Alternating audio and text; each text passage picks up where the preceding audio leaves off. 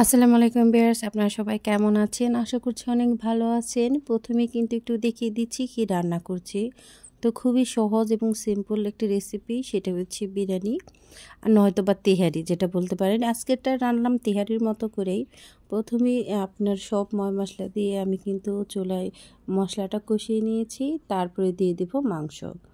তো এইভাবে বাসায় আমার শুক্রবার আসলে বা কোনো ভালো মানে চাইলে কিন্তু শুধু বিরিয়ানি রান্না করতে হয় বা তেহারি রান্না করতে হয়, কারণ ওরা খুব পছন্দ করে। এর জন্যই কিন্তু বারবার একটা আইটেমই বেশি রান্না হয় আমার ঘরে। যাই হোক, আজকে কিন্তু মুরগির তেহারি রান্না করছি। এর জন্য বেশ কতগুলো মুরগি নিয়ে নিলাম। তো এখানে আমি হচ্ছে পেঁয়াজের যে কলি থাকে সেগুলোও সাথে দিয়েছি, এর জন্য একটু হলুদ হলুদ দেখা যাচ্ছে। সাথে কয়েক পিস আলু দেব।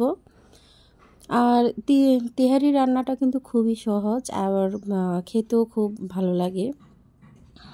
আর এখানে দিয়ে দিচ্ছি হচ্ছে টমেটো। তো টমেটোগুলো একটু কাঁচা কাঁচা ছিল দেখে আমি একটু আগেই দিয়ে দিয়েছি, টমেটোর জন্য ভালো করে গলে যায় তাই।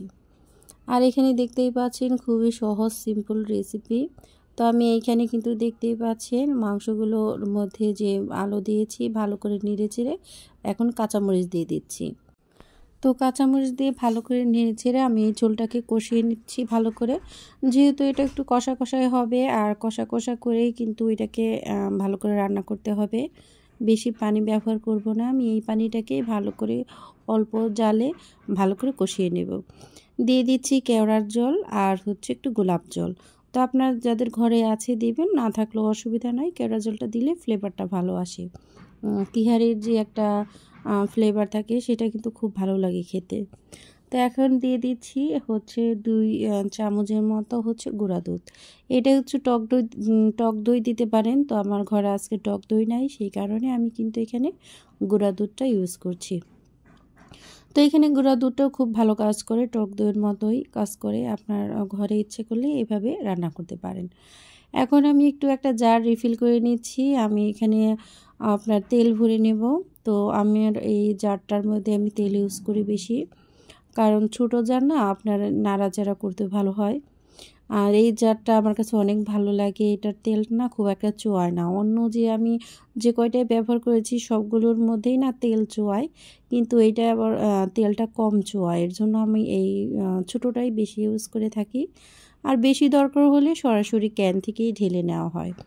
তো যাই হোক, রান্নাবান্না সাথে সাথে একটুখানি সংসারের কাজকর্ম সাথে আজকে দেখাবো ইচ্ছা আছে।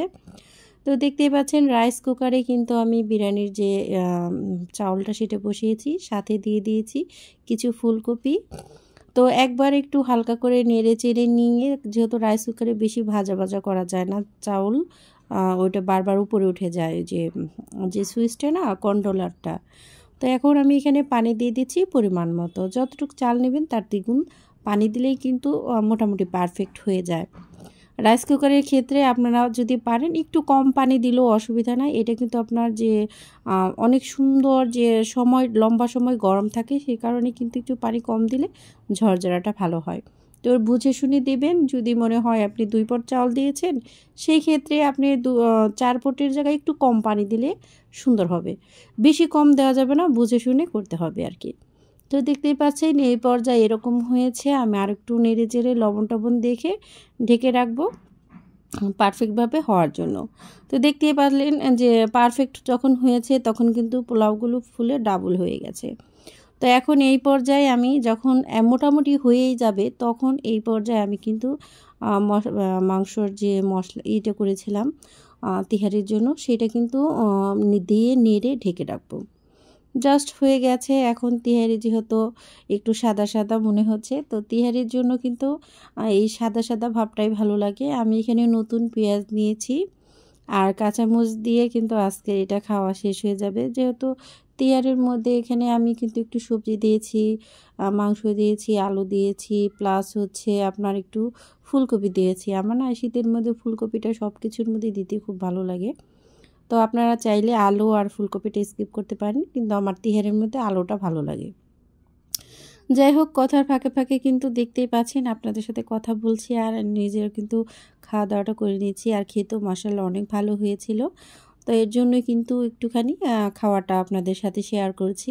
তো সবাই খাচ্ছে, সবারটা আর শেয়ার করছি না, এই কারণেই ক্যামেরা নিয়ে দৌড়াদৌড়ি করব কি নিলিবিলি নিজের মতো খাওয়ার। শুক্রবারে জানেনই সবাই একটু ব্যস্ত থাকি। তো যাই হোক, কথা বলতে বলতে খাওয়াটা শেষ পর্যায়ে আমার কিছু সাংসারিক কাজ আছে, সেগুলো আপনাদের সাথে শেয়ার করব। এই পর্যায়ে যারা আমার ভিডিও দেখছেন তাদের বলবো একটা লাইক করে শেয়ার করে যাবেন আর একটা কমেন্টস করে যাবেন, ভালো একটি কমেন্টস করে যাবেন। আর যারা নতুন আমার চ্যানেলে এখনও সাবস্ক্রাইব করে নাই, সবাইকে অনুরোধ করব যেন সাবস্ক্রাইব করে আমার পাশে থাকবেন। তো দেখতেই পাচ্ছেন, আমি বললামই প্রথমে আজকে একটু সংসারের টুকটাকি কাজ দেখাবো। আমি আজকে আমার যে মানে একটা ফার্ম আছে, সেটা থেকে যে ডিম, প্রতিদিনই আমাদের এই কাজগুলো করতে হয় সাংসারিকের কাজের পাশাপাশি।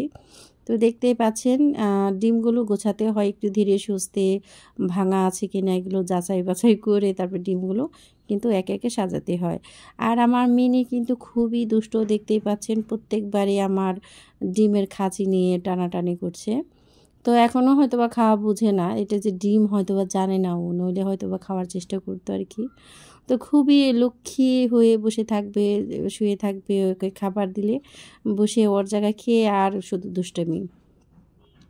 তো দেখতেই পাচ্ছেন সবগুলো এখন গুছিয়ে নেব। এখানে সবাই কিন্তু একটু মাশাআল্লাহ বলে যাবেন, কারণ হচ্ছে এটা আমার একটা হাজবেন্ডের একটা পাশাপাশি সাইড ব্যবসা, তো সেটাও একটু শেয়ার করলাম। তো সংসারের কাজ বলতে আসলে আমরা সংসারে যে কাজ করি সেটাই, রান্নাবান্নার পাশেও কিন্তু হাজবেন্ডের সাথে কিছু কাজ করতে হয়।